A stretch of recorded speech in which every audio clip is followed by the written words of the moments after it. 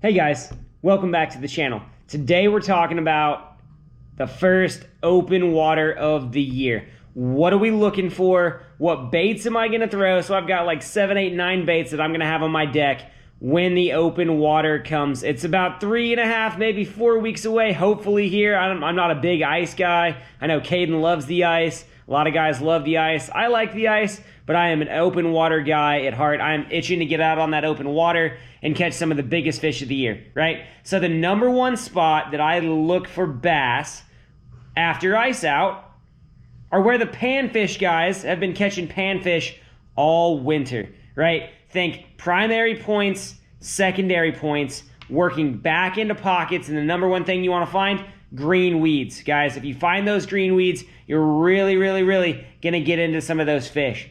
Now, as we find these areas that we've located, right, that's easy. Look at where ice guys are fishing right now. Drive around the lake, look and see where are guys really consistently catching panfish. We're talking perch, we're talking sunfish, we're talking crappie. Because when we're talking northern natural lakes like here in Indiana, farther north, you're talking about northern natural grass lakes that are not necessarily bait fish driven. They are panfish, crawfish, primary fisheries. Bass are eating those things. Now we've got to find those fish and we've got to know how to target them, right? So we're talking cold water, right? We're talking 36 to 38 to 40 to 42, heck, even 35, 34 degree water. What's on my deck? How am I going to catch them, right? First bait that I'm going to pick up after ice out when I'm fishing these weed beds where sunfish were living is the spinnerbait. Now, a lot of you guys are like, this guy's crazy. The spinnerbait, I will tell you, last year before I started this YouTube journey, the biggest bag of fish I caught was 2 days after you could get the boat out. I caught them in 8 to 12 feet of water on this spinnerbait right here. Big chopper blade, big Colorado blade, with this Apex swimming worm as a trailer, right? You can absolutely positively hammer some fish with a spinnerbait. Now, why the spinnerbait? Let's talk spinnerbait choices. Number one, these are my 2 cold water spinnerbaits right here. As you can see, my cold water, we're talking ice out up to about 42, 43 if the water's dirty, got some dinge in it. This is the go-to right here. Why? Because this blade combination right here, this chopper deep cut blade with this Colorado on the front, thumps hard, and I can fish this bait slow. The water is cold. You want to fish this bait just so those blades have a thump. And I fish this on a 5 to 4 to 1 reel, and I crawl it through there. Now, I always fish my spinnerbaits with trailers. So let's talk trailers in cold water. For whatever reason, trailers in cold water do better with a narrow kick. They feel that thump of the blade, but that trailer, right, helps fish locate and zone in on that trailer. Now, my typical open water trailer is the 3.5 Kitech Swing Impact. This is a go everywhere, do everything trailer. You cannot beat it in the summertime. It's got a massive kick. But the water's 36 to 40 degrees. We don't want that big, massive, active kick. So what I look at here is a smaller, tighter kick like baitfish or bluegill are going to have. Here is a Berkeley Havoc Grass Pig 3.5, and as you can see, it's got a smaller tail section. And this bait right here excels as a trailer on a spinnerbait in cold water simply because when you couple this bait with that, you get a smaller tail kick, but what this plastic does is it buoys up that spinnerbait, keeps it above that grass, and really slows that bait down, right? 3 options here. The Berkeley Havoc Grass Pig, I like in pearl. The Apex Worm, swimming worm right here, it's got that narrow kick and tail on it. I chomp off about that much of it, and it's a nice subtle kick behind it. Or if you're looking for a lot of scent, the Jack's Custom Worm Swimming Minnow right here, 3.5. This is a fantastic trailer, right, to throw on the back of that SWIMBAIT, spinnerbait game. Now, that's cold, dirty water. Cold clear water, I'm going to move to a far more realistic pumpkin seed sunfish colored 3/8 ounce double willow leaf blade, and I like it in gold. For some reason, in the cold water, I get bit 9 times out of 10 better on a gold blade. Now, this is a serrated gold blade. It gives it that nice dance, and I'm still crawling this bait. I want this bait to slow roll, right? I'm slow rolling this bait along the bottom in those weed beds with a nice trailer on the back because it just helps bass get a better bite and a better narrow in on it. And what that bait is going to do is it's going to draw a vicious reaction strike from that cold water bass. Now, they're not going to thump it like they do in warm water. What they're going to do in this is simply inhale that bait. They're sitting on the bottom, feeding up like they've been doing all ice season. They're simply going to inhale that bait and it will just simply stop thumping. Anytime your blades stop thumping on a spinnerbait, set the hook. It's a fish 100% of the time, right? Spinnerbaits, number one thing I'm picking up. But I'm a spinnerbait guy. I love spinnerbaits. They are a fantastic bait. The second bait I'm going to for a pure reaction strike is the deep jerk bait, right? And after ice out, I'm fishing anywhere from 18 to about 8 to 10 foot of water. Right here you have the shadow wrap shad, and then the other option I like to throw in really cold water is the shadow wrap deep. And what this does is these baits are long-billed baits. They get down, and I am fishing these super slow. When they're talking jerk pause, we're talking 10 to 12 to 14 second pauses. Now, I'm fishing this bait in high percentage areas. High percentage areas are those weed beds that held panfish, right?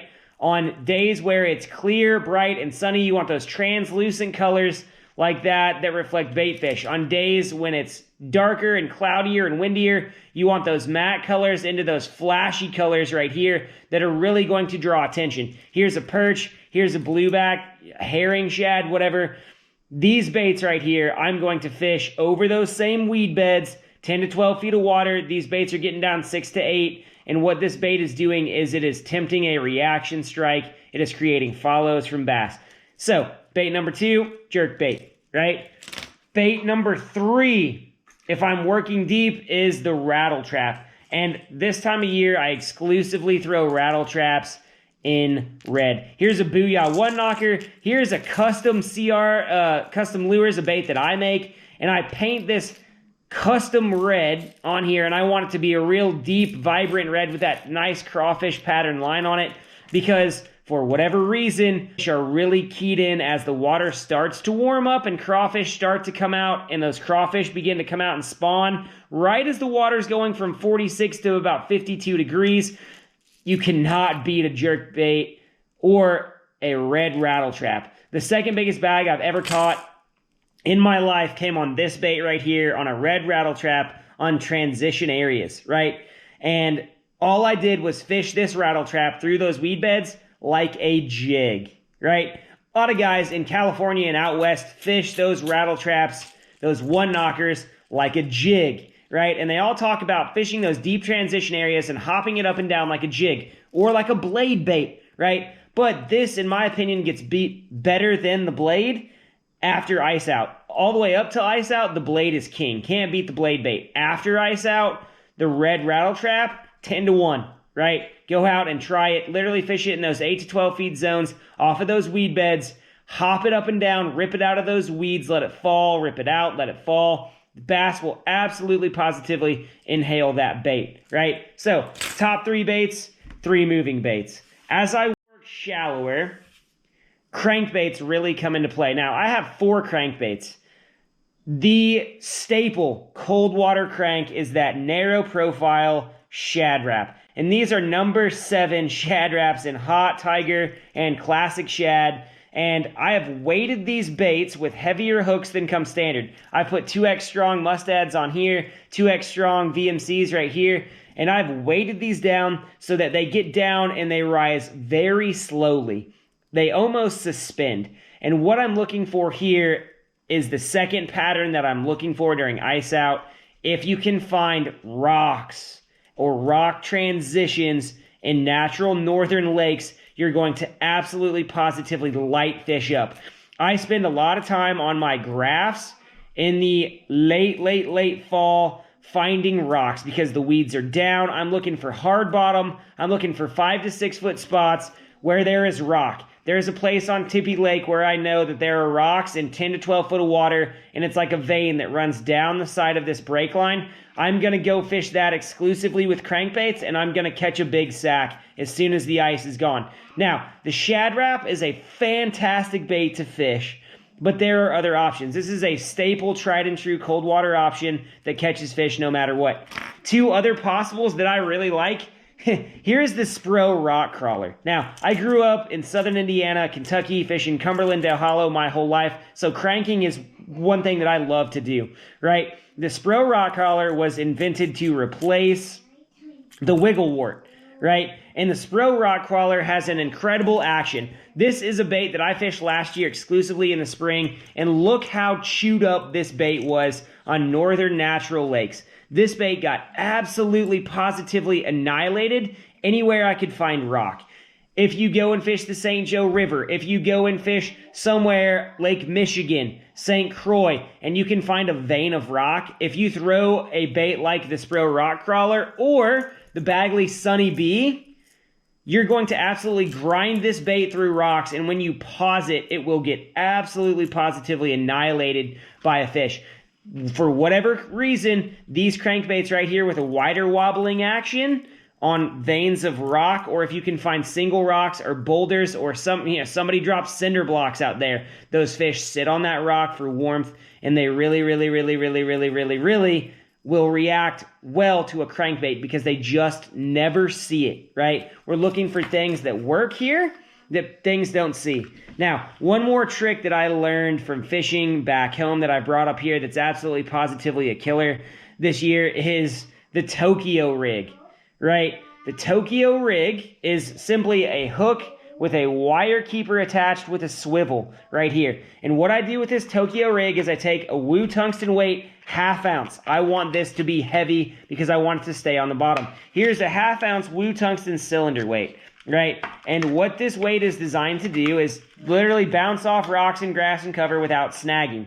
Now, when I put this on a Tokyo rig, you slide it on right there and you bend that Tokyo rig up and you have a bait. And what this bait is going to do is it's literally going to fall to the bottom heavily like that, and then I'm going to attach a swim bait to this. Now, I use a very specific swim bait when I fish this pattern, right? That Tokyo rig will bump along the bottom, and that will kick along, and you can reel this exceedingly slow, right? Exceedingly slow. As that bait comes along the bottom like that, you're hitting every rock, and that bait's just kind of wagging. In cold water, there is not a better bait than a Megabass Hazedong Shad. This is a 4.5 to 3.2, works great. The even smaller size, the 2.6, I think, is an awesome bait. But this bait right here is super soft, super pliable, and super realistic with a narrow gauge tail and an awesome kicking action.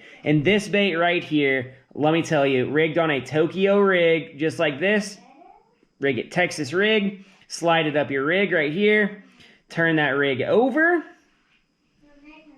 This bait fished weedless across weed beds or across rock faces will absolutely get annihilated, right? I went to Maxinkuckee last year. I fished 18 to 20 foot depths, and I drugged this along the bottom next to guys who are fishing blade baits, and I outcaught them 5-1. What this bait is a pure natural reaction profile, right? It will absolutely positively catch fish when nothing else will. A slow crawled single swim bait in this Megabass will absolutely catch them, right? The Tokyo rig. It's something to try out, guys. All of these stuff are things that I fish all the time, and I have confidence in throwing, right? I wouldn't tell you guys to throw it if I didn't have confidence in it and it wasn't on my deck. I'm not a guy who keeps secrets. I'm not a guy who tries to hide things. I want people to catch fish. I love catching fish. I want you guys to catch fish. Now, if you notice, all of those baits were horizontal presentations. They're presentations that literally are looking to find fish. In the winter time and in the early spring, I am looking to find active fish. I am not grinding for a bite.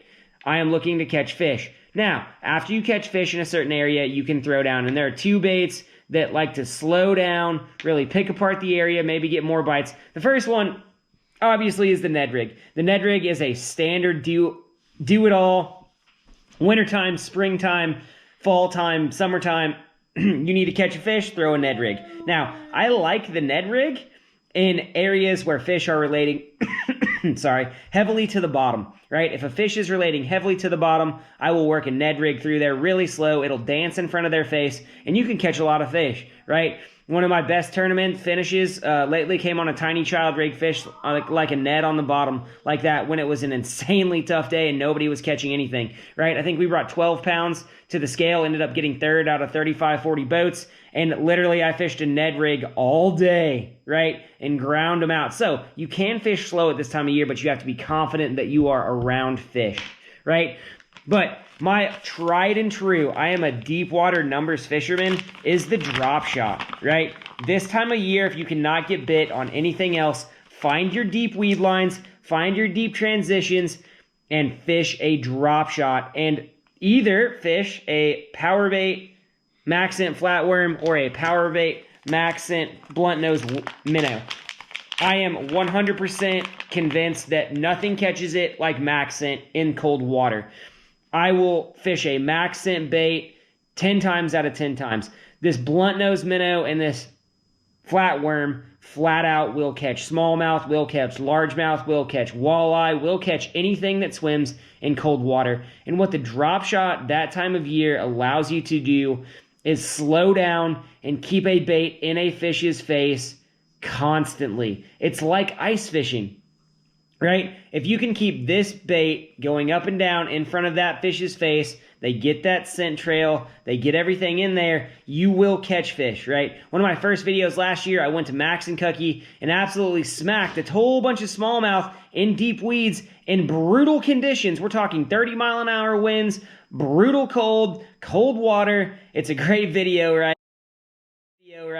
I caught a 4-pound largemouth in the channels and then went out and smacked a bunch of fish on a drop shot, this bait right here. And let me tell you what, the drop shot, when nothing else works, will flat out catch fish. But you have to dedicate to your electronics. You have to dedicate to fishing that deep bite, and you can do it. Hope you guys learned something today. Give us a like, give us a subscribe, comment on the channel. Let us know what you want to see us do. We'll catch you next time, guys. See you later.